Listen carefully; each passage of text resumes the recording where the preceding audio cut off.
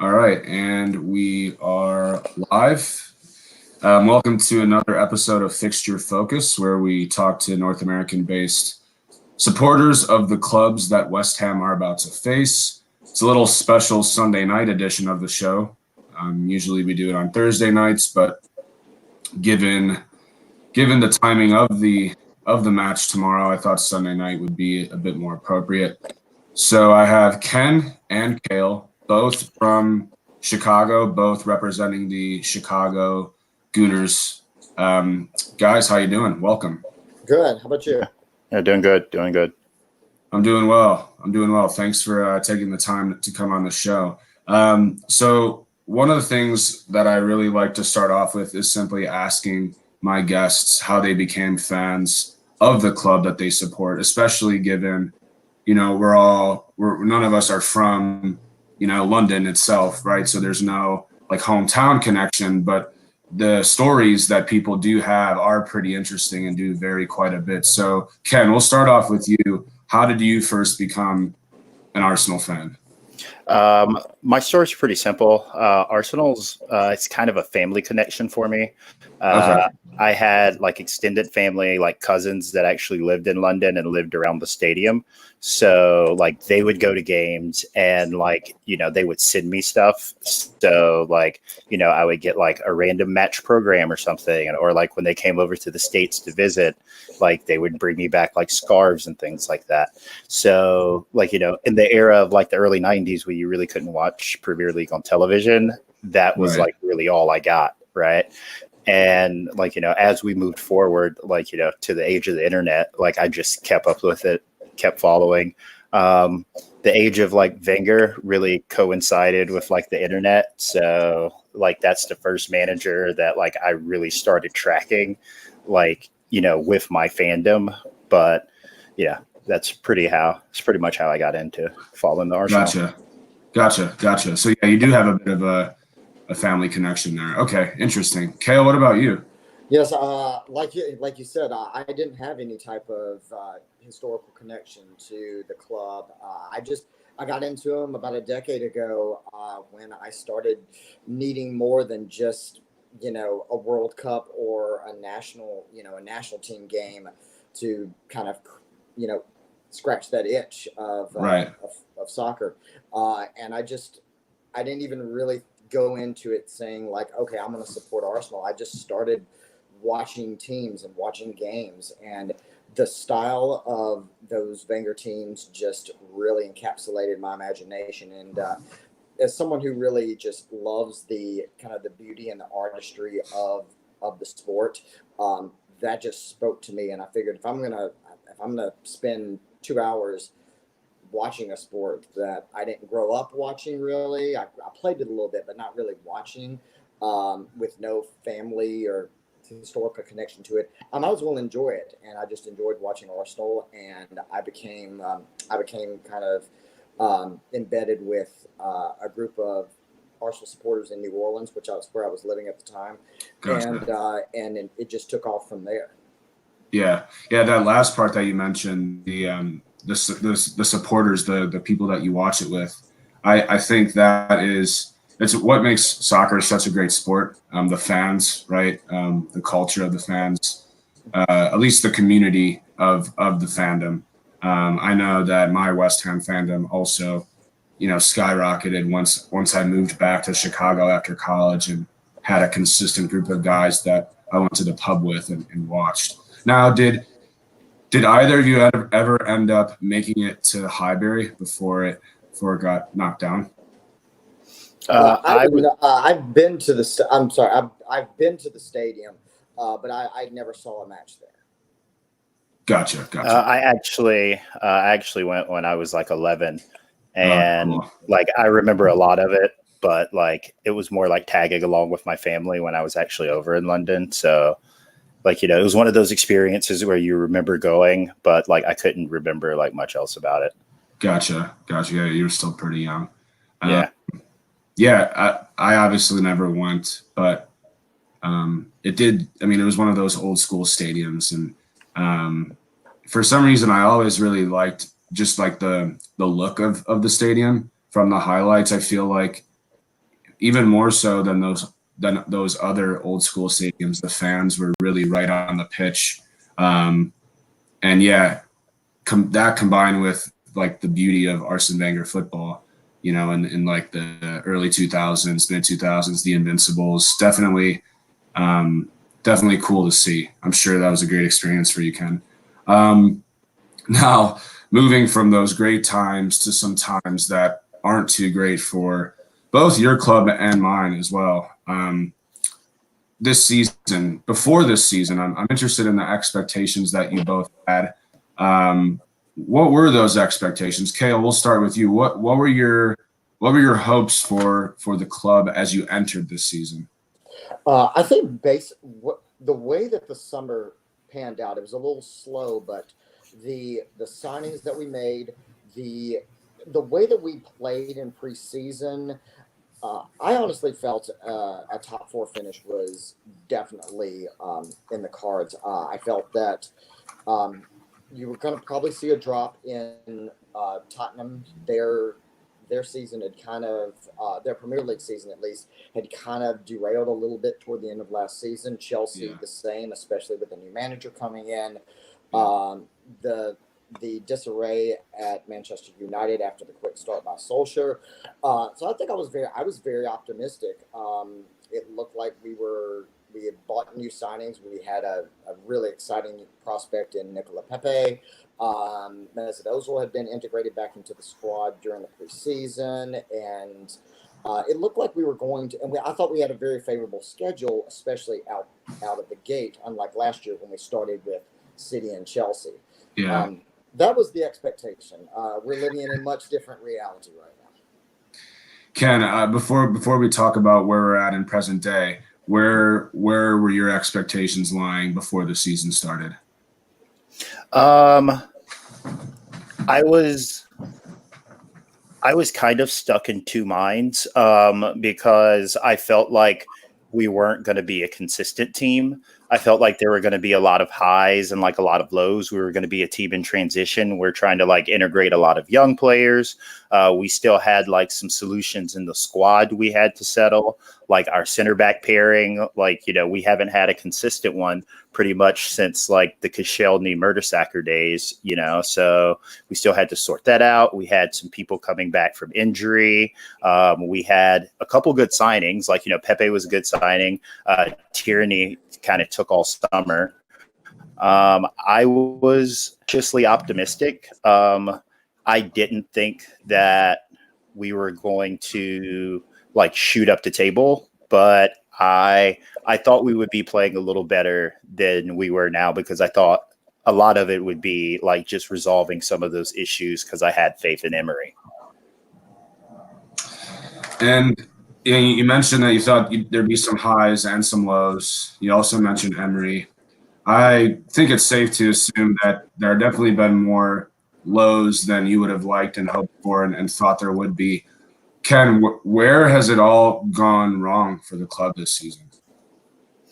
I think the problem we face right now is we have an unbalanced squad. And because our squad is unbalanced, we can't get like consistency and like confidence going, right? Because I mean, soccer, playing football, like, a lot of it is about confidence, right? It's about like knowing where your teammates are going to be. It's about like, getting a starting 11 that you can pretty much pencil in, like, you can play, and then you can make substitutions when you need to. But fundamentally, like, you need to pretty much have like a set 11 of people that trust each other and know where each other's going to be. We haven't really had that. Emery, for a really long time, he put out a lot of different lineups and a lot of different formations. So it wasn't like we ever really had a consistent way that we were playing. And I think that when things are going wrong, like coaches try to find like something that you can consistently like go back to and work on. And with Emery just changing the system so much, I don't think the players had that. And now, like confidence, you can just look at our squad and tell, like players, I hate to say like swagger or whatever, but like, whatever it is. Like moxie. Yeah, like players just aren't turning up, right? Yeah. Yeah. Cale, do you agree? Or do you think that there are potentially even other issues as well? I mean, I think that that's probably the fairest assessment in that we've tried too many systems and we've been. I think with Unai Emery, he sets his teams up as a reaction to what he's perceived to be the opponent's greatest threat, rather than crafting an identity and around the strengths of his own players. Um, I do think though. I mean, I think that um, we might be facing now. It's only been a few games with Freddie Youngberg, and there's as Ken said, I think there's some deep psychological scars right now with what this team has gone through over the last few months. But I think we might also have to look at maybe some of the players that we have are. I don't want to say they're not as good as we thought they were because I think if you look at a lot of the players, they are established players. They have won trophies. They are internationals, but maybe either they are on the downslope of their careers or they just no longer fit the system that we play or the way the Premier League is played right now. Interesting. Interesting. We have some commenters in the chat room. Charlie Boy FC says, "I would give Pepe more minutes." Has he not been playing as much as you guys would have liked to see, or is he? Or I guess I'm asking if you agree with Charlie there. I think I definitely think there's been a few games where it's been surprising that he's not even been on the bench or Oh, there really? There have been games where he hasn't been there's on been the I bench. think there's been a couple of games where he hasn't made the bench. Um, Interesting. he still made most of the games, but there was I think it was Norwich. He warmed up but didn't come on. We brought on Bukayo Saka, who is impressed in Europa League, but there's been some substitutions that have been made in lieu of Pepe that I just don't know if that. Well, number one, I don't think they've worked out because we haven't gotten results. Um, I think maybe there seems to be a concern that Nicola Pepe doesn't really play well in a possession type offense. That was kind of a scouting coming out of France. Even with all the goals he scored last year at Lille, he was much more of a threat on counters and in space. And I think maybe Unai Emery was possibly setting us up to try to play that way. I think that was one of the many styles he was trying to create. But as of how Arsenal are playing right now, it doesn't really play to his strengths. Uh, that being said, he's not going to develop it anymore if he doesn't play. Um, and I think if we saw just when he came off the bench against Vitoria in Europa League and hit 2 free kicks to win. Yeah. That was the last win we have in all comps. That was back in October. I think that he's still too much of a weapon to be leaving on the bench. Ken, do you agree?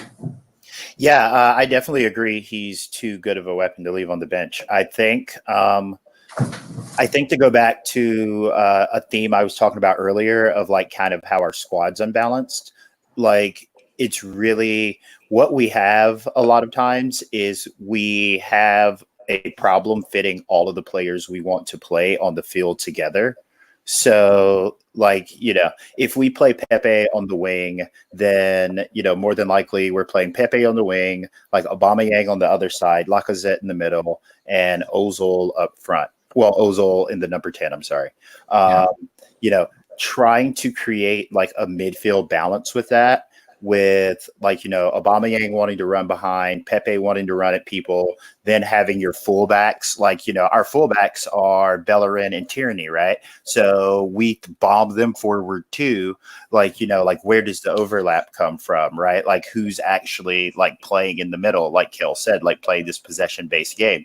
So it's almost like, because I feel like Pepe's almost the odd man out because he's new.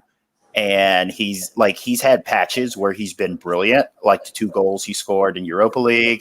But he's also had patches where he's kind of come on. I look back to the Liverpool game and just think like how different like Pepe's situation would be and how we thought about him if he scores one of those two opportunities he has very early in that game. Because like even if we go on to draw or possibly lose that game, we're up like 1-0 in the first like 20-25 minutes. And I think the perception of him changes. So like ultimately I think he'll get in the team as we start working some of these issues out. I think Ljungberg's better than Emery, but he definitely needs to see more minutes. I just don't know like how we fit him in without sacrificing minutes from like Aubameyang, Lacazette, or Ozil, right? Gotcha. So it's a bit of a selection issue. Yeah. So Yeah, that Ken, was a good and to Ken's point, yeah, that those 45 minutes, those first 45 minutes against Liverpool were probably his best minutes of the season. He really gave the Liverpool defense some problems early on in that, because we were actually playing a little bit more of a lower block and allowing them freedom, and then we would spring on a counter with him, and I think there was a lot of consternation about letting Robertson and Alexander Arnold just cross in at will. Um, I personally thought that was one thing I think Emery took a shot on. I think it was actually kind of it was a gamble, but I think it was a calculated risk, and it almost worked. To be fair. Until they broke the dam right before halftime, and it just didn't. And at that point, we were chasing a game, and we weren't going to be able to utilize Pepe the way we wanted to in the first half. Yeah, season-defining moment. What could have been if things went differently? I think every club can say that. So moving forward, though, obviously Emery is sacked. Ljungberg looks. I mean, I'm assuming he's going to be an interim manager. I don't see Arsenal making him permanent like they did, like United did with Ollie. Ken, where does the club go from here? Do you guys look to make a managerial change in the middle of the season? Do you guys wait until after? Who would you like to get? Where does the club go from here? I think Ljungberg actually has a really good chance to get this job. As the interim manager, I think he's going to at least be given till the end of the season. I think that if we're going to get another manager, where we should get it from is either anywhere in the league system, so like the Premier League or the Championship, or we should go to the German league, because coaches from those two leagues have had the best success in the Premier League. So maybe we see like a Nagelsmann. Biesla is kind of a nutcase at Leeds, but they always do well in the Championship. But given who we have in the front office, like we have Raul Sinelli. He's the guy that first gave Pep Guardiola his start back when Pep Guardiola was coaching Barcelona B. So that's kind of why I have a little faith that he's going to end up like hanging around with Ljungberg, especially if Ljungberg can get like some performances and turn some things around. I think he has a real shot to keep this job. Gotcha. Cale, what are your thoughts? I think he has a shot. I don't know if it's and I don't know if I'm as convinced that they're kind of hoping for that. I think after being kind of burned on the Emery appointment and really kind of waiting to pull the trigger when they did, I think that it sounds like some of the early word is they're going forward with a coaching search, like they're going to hire somebody else permanently. I think it's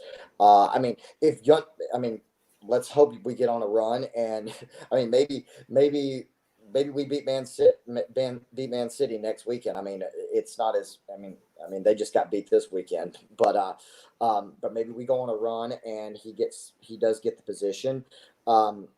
But I don't think, even if he does, I don't think he'll get it till the end of the year. I don't think that'll be a mid-year appointment like Solskjaer. Even if we were to, best case scenario, win the Europa League with Freddie Ljungberg, I don't think it wouldn't happen until we won that. Even if we went for a deep run into the Europa League, and maybe the Premier League form returned to what we're used to. We're used to having at Arsenal, even if it didn't end in the top four. I think that they probably learned that lesson from United. I don't think they'll pull the trigger.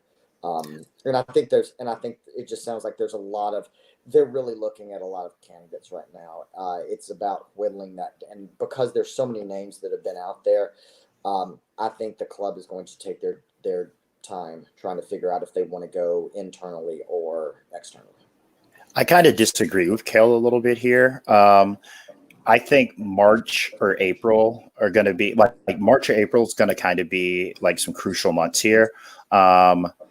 I think we will want to. I don't think we will want to leave this coaching search to the summer.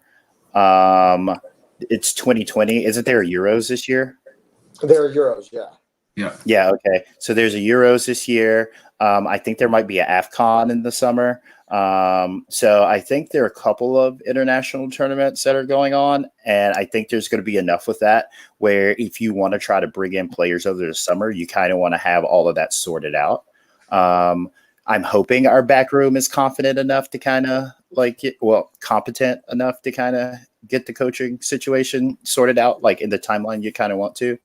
But I feel like if we wait until the summer before we really find a coach, we're just going to blow a transfer window. So yeah, I mean, if just a little bit of recent history, I mean, City basically hired Guardiola with Pellegrini still there, and Pellegrini was basically dead man, and he led them to the semifinals of the Champions League that year. But he knew he was a dead man walking from January. So I don't know how Arsenal would manage that, but I wouldn't, regardless of how well Freddie does, I wouldn't be surprised. To your point, like I said, like you're saying, I wouldn't be surprised if they get something kind of set up to announce, immediately upon season's end. But I don't know if, but I just don't know if they're going to just automatically promote Freddie no matter how well he's doing. I think we'll know in March or April. If they're going to keep him, I don't think they're going to do like a Solskjaer type deal and give, I don't know how long Solskjaer's contract was, but I don't think they're going to do that. I think they'll maybe give him a bumper year if he's doing well this year. But I think we'll know early on if we're going to keep him or not, and it won't be a long contract. Mm-hmm. Charlie Boy FC asks you guys, would you take Rafa Benitez? Absolutely not. Absolutely yes. On short term only though. Okay, so not a long term. And why is I wouldn't that? do him long term. I think that he would. I think he could.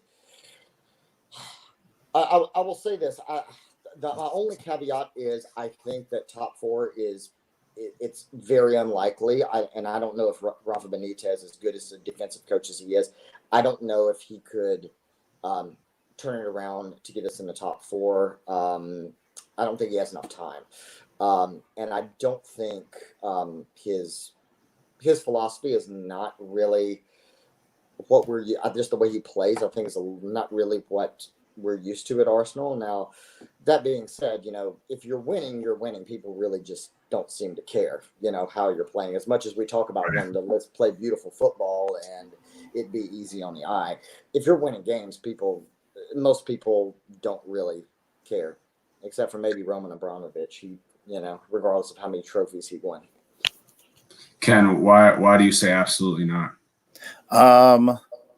So unless I'm missing a stop somewhere along the line, after Real Madrid, because he left Liverpool, and I think he went to Real Madrid after Liverpool directly after that, but it kind of blew up for him right there. And after he left Real Madrid, he kind of didn't recover, I feel because his last stop at Newcastle, that's a team that they have the resources to kind of be competitive, right?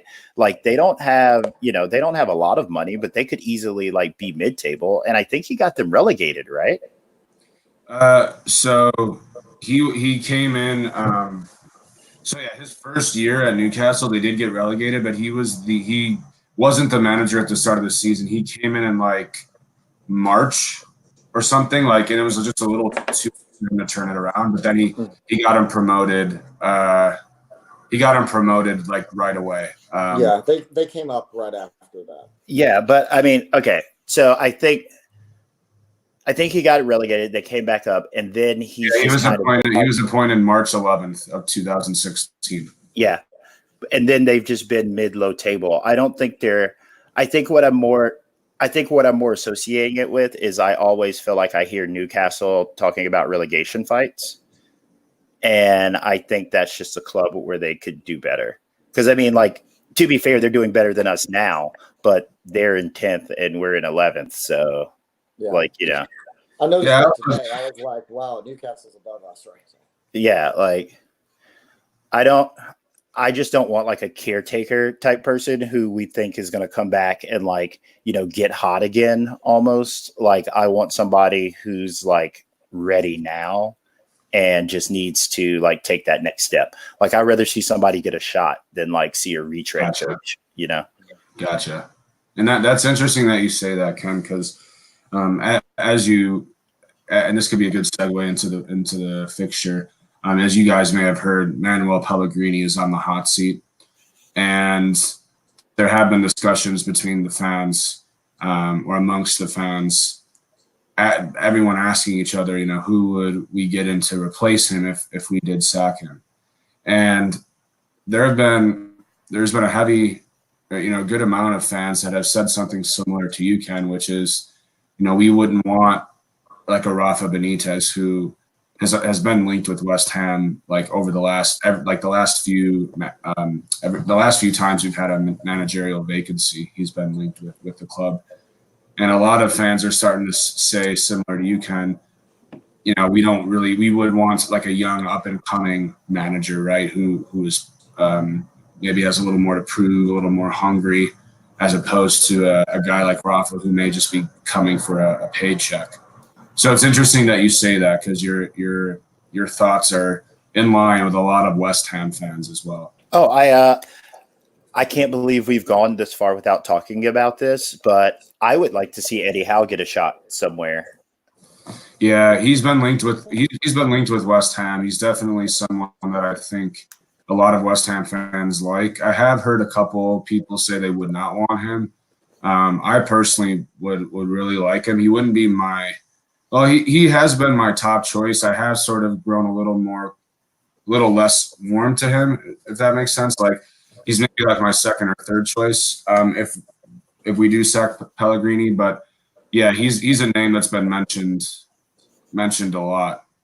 Surprisingly, though, I mean, Bournemouth have struggled this year, so I'm a little bit surprised at how much chatter is around Eddie Howe, but I don't know. We'll see. We'll see if Pellegrini gets sacked. And moving on to the fixture, a couple stats on the fixture. So Arsenal have only won one of your past four matches at the London Stadium, and no side has beaten West Ham more in the Premier League than Arsenal, who have done so on 29 occasions. Arsenal are winless in 9 games in all competitions, and that's Arsenal's worst run since a 10-match run in 1977, and you guys have equaled your lowest points tally after 15 matches of a Premier League season, going back to the 1994-1995 season. And you guys also have not won in 6 away league fixtures. Now, I tweet this out a lot because it's true. There's a few rules to play West Ham. So if you're a team that has not won in a while, West Ham's a good team to play.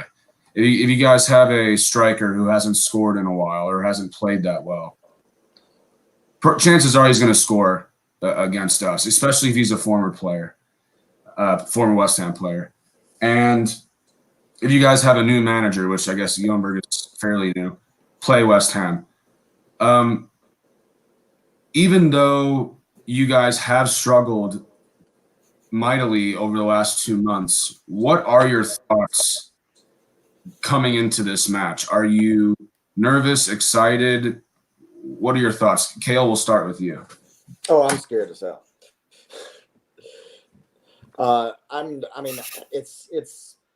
I'm not to be joking too much.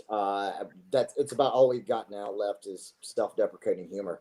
But because pretty much everything you quoted about West Ham, we say the same thing about Arsenal. Yeah. If you're in a bad run of form, come play Arsenal, especially right now. Um, um, I used to always just be I used to be very, very optimistic, and I still am to an extent. I think you have to be if you're gonna follow the sport, you have to be at least somewhat optimistic. Um, it's the problems at Arsenal right now are deep enough though to where even when you look at today, you look at the table, and the last two matches we played were against, or excuse me, the last three matches we played were against Norwich, Brighton, and Southampton. Southampton and Norwich were both 19th in the table when we played them, and we were lucky to get draws out of them. I think we had a last second equalizer against Southampton. Brighton was arguably our worst match of the season performance wise, and that was at home. Um, our our defensive frailties and our midfield, the lack of a midfield to protect them, uh, doesn't really inspire any confidence going into any fixture right now. We're at the point um, where we have to be convinced. It's hard just to be optimistic about something when you've seen the same result over and over again. At that point, you have to stop. You can't just like go in with faith, oh, it'll be fine. You have to be convinced that changes are being made and that we're going to get that we are improving. So yeah, right now, I totally would not be surprised if we came out on the wrong end of the result line. Ken, thoughts? So I honestly, I just don't know. I I would know. I will know a lot more when I see the lineup. Um, Once again, another problem we have is just like we really don't know who's going to play tomorrow, so it's really hard to like just take a guess at what's going to happen, right? Um, I do kind of think that there's going to be a bit of squad rotation. So I think we'll see Shaka and Mustafi come in. I think we'll see Callum Chambers come in. We'll probably see Torreira come in because now we're in the fixture period where they're playing like every 3 or 4 days, right? And for a team like Arsenal, it's not like ideal because you don't really have a lot of time to train between it. But we're used to it because we're used to playing like midweek in Europa League and then playing like weekend Premier games. So I think our squad is large enough where we'll see some rotation and just depending on who comes out. If we set up and we have, I believe if Shaka Mustafi starts at center back, we'll win the game. It sounds really weird saying that now, given the year he had last year, but he's been pretty consistent this year. And I think that he's one of those players where like he's a confidence player and he's kind of in form now. We're not asking him to do a lot. And I think if he comes into the team, we'll be more defensively stable. I'm also interested to see what we do in the midfield because here's a fun fact. The three leading playmakers, like assist playmakers for Arsenal are Nicolas Pepe, Danny Ceballos, and Ainsley Maitland-Niles, right? So two of those guys are injured. One of those guys we just talked about getting in or out of the team. So I really don't know. We look about the same on goals against. Like West Ham has given up 25 goals. We've given up 23. West Ham has a worse goal difference, so that feels good. But we also have the same amount of assists over the season. So, I honestly don't know. I would guess it's going to be a relatively high scoring game. I could see 3-2 like either way, and it wouldn't surprise me at all. Right? Like, go ahead, Cal. Yeah, I think. I mean, I could see it. I agree. I could see a 3-2. I just going back to the last time we played West Ham. That was back in January of this year when when you won 1-0. I think Declan Rice scored the winner on that. That was, I Yeah. think, his first Yep. goal. Once again, it's basically his first goal, and he was 19, Yeah. comes on and scores his first goal for Arsenal. I remember that game as kind of being the first game during the Emery era that I got a little concerned, because we talked a lot last year when we were on that 22 game unbeaten run that, we're not particularly playing well, but we're getting the results. That they weren't results and performance weren't really matching up. The West Ham game was kind of, I thought it was kind of the opposite, but it's actually was the same. The performance was bad, and the result was kind of surprising because it really should have been much worse. I mean, I looked at, in that game, we only had 2 shots on target on that game. We went through about a 50-minute spell between those 2 shots on target where we didn't have anything on target. We did not get our formation to Ken's point earlier. We got our formation wrong. Ozil wasn't even on the bench. We didn't start Ramsey. Ramsey came in early second half, and that we got a bump on that, but then it fizzled out, and that's kind of what you're seeing right now with Arsenal. A lot of times we don't get the formation right. We'll make a halftime or an early second half substitution. We may get a goal if we're down, or we'll see improved play, but we can't sustain it over the length of a game. And even though West Ham lost against Tottenham, I watched that game, and it was comfortable at 3-0, and then with 20 minutes left, it was like Tottenham kind of got gassed, and then West Ham pretty much controlled that match, got 2 goals, and I think you had a third disallowed. So that's a big concern also. If we can't play 90 minutes, we can get beat by anybody, Right. especially if we tire late in the game. So I heard you guys mention some score lines. So I always have to pressure my guest into giving me one. Have to give me a prediction for tomorrow. Ken, we'll start with you. I know you're a bit unsure what'll happen. You're not alone. 2 teams in very, very poor runs of form. But I need a prediction. What are you thinking? Let's see. I'll go. I think I'm going to go, since I'm unsure, I think I'm going to go with 2-2. When I'm looking at West Ham's roster, depending on who they set up with, West Ham has some players. I mean, starting in defense, Issa Diop. He's a good young player. He's a good young center back. I'm not exactly sure how much time he's getting, but he's a big guy who holds the line down well. Obviously, the first name that sticks out to me when I think about West Ham is Felipe Anderson. He seems like the guy that really makes everything tick over. He kind of sticks out. He has the little afro thing going.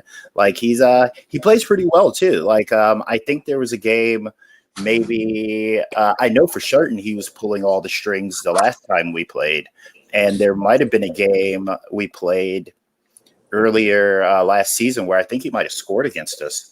Lanzini. I think he may have scored at the Emirates. Yeah. Felipe is, so last year he had a good season for us. But I would say if you ask a majority of West Ham fans, they'll tell you that he's not doing that well this year. He seems to be. You're talking about confidence.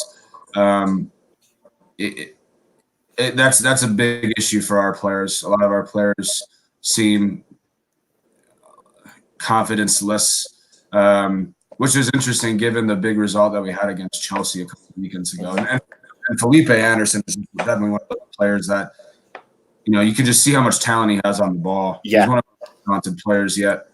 For some reason, he had the assist last year in the first game. Okay. Arnautovic scored the goal, but he had the assist in it. Yeah. Okay. But yeah, I mean, let's see. Declan Rice, obviously, he's good in the center. I just wonder where. I know that Arsenal is going to give up cheap goals, but I don't know where they're going to come from on the West Ham team. But I know they're coming. So I hope you're right. Because Mikhail, you guys have Antonio. he's good to get like he's good for like one run or like a blast from like 30 or 40 yards, just like out of nowhere randomly. Like usually he kicks it in row Z though. That's the thing. He's not. Yeah. He's not the most accurate. Yeah. Yeah, Yeah, I but think he was the one that came off the bench in the Tottenham game And scored. at Correct. 03 and came in and really invigorated the team in that. yeah, and that was Yeah, his first game back from injury. He was injured for about 3 months. He had hamstring surgery. Yeah, he's definitely a firecracker. You know, he's just so fast and strong. I mean, you look at him; he's built tremendously well, and he's just extremely fast. He definitely sort of just lights a little spark in the team. He actually took the place of our club record signing, Sebastian Haller. He took his place in the Chelsea match, and although Antonio didn't score, he came close a couple times, and his presence up front really was a big reason why we won the game. I thought it'll be interesting to see if he starts. I think he will. As I mentioned, he started in the Chelsea match, but in the midweek match versus Wolves, he was out of the team. I personally think he just needed to rest. He just came off the hamstring surgery. Maybe he was not fit for 2 matches in 1 week. So it'll be interesting to see if they replace Haller, who has struggled again, not having any confidence. It's just that you spend so much money on a player. £45 million for West Ham is a lot. And so what, if you bench him again, what message is that sending? Is that sending a message saying you're now the second choice striker? Maybe that's the kick in the ass that Sebastian Haller needs. I don't know, but we'll see. But Cale, prediction from you. Ken had 2-2. What do you think? Yeah. Well, he stole my prediction, so but You can do the same one. Just to be contrarian, I'm going to I'm gonna go against my own judgment and everything I said earlier, and I'm gonna show some faith. So I'm gonna go 2-1 Arsenal. Man, it happens a lot where I actually agree with the guest on the prediction. It's been happening a lot this season. I would say more than half the time. I agree with you, Kel. I'm going 2-1 Arsenal. I think it'll be a good game. I think both defenses, as you mentioned earlier, Ken, are struggling a little bit with keeping the ball out of the net. However, 2 teams in poor runs of form. When you get matches like that, sometimes it's hard for the ball to go in the net just because, again, it's a confidence thing.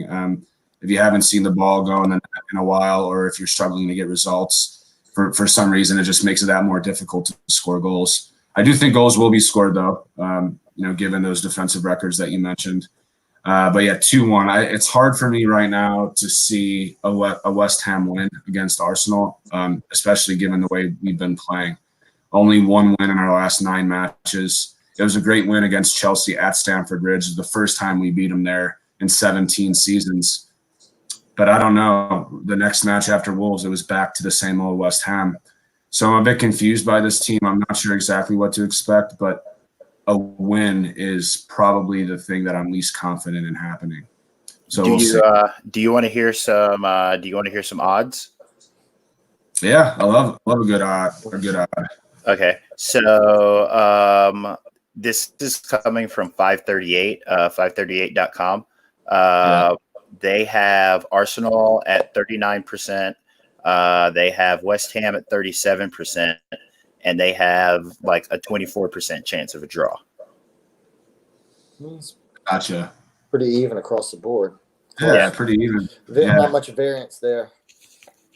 Yeah, I mean, it's 2 teams that just are desperate for points at this point.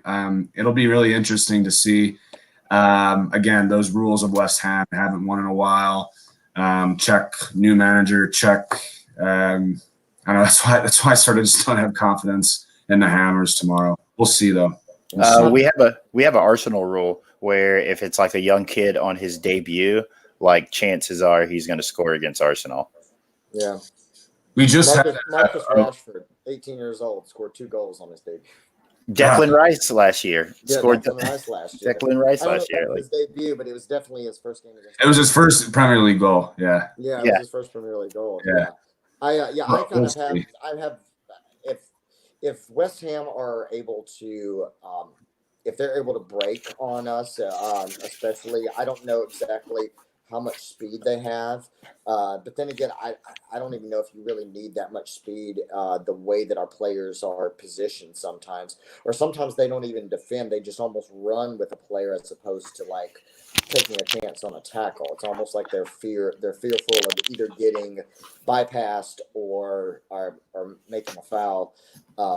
But if you're able to break with any of the with Rice or with Yarmolenko or Antonio, the our defense is ripe to be exploited.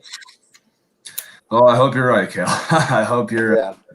No, we do have a good keeper, so he's saved us a few points this year.